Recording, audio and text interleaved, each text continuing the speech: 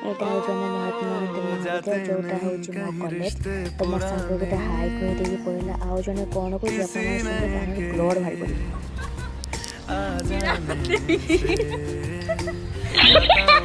पड़ी मुझे तू जाने दे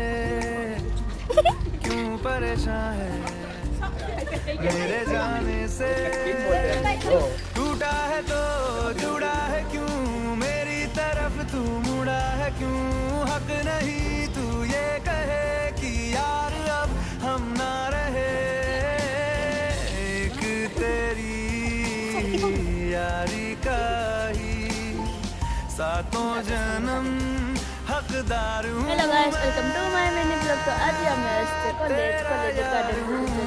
आउ जोड़ा हमर शॉर्ट वीडियो नौ जो देखुना जल्दी को कैमरा धरकी बुलु जल्दी तो हम गार्डन ता देखि पाथु सुंदर देखा जाउछि हमें का वीडियो भल देखे जाउछि ये हो जंदी हम कॉलेज रे कुछ भी बोल सकते हैं यार कॉलेज में कुछ भी बोल सकते हैं हम नहीं देखो मो गार्डन तो अपन माने बोली लेला हम कॉलेज टूर भी अपन मन को समूह करते देखि पारथो हम कॉलेज रा बापो हमर ये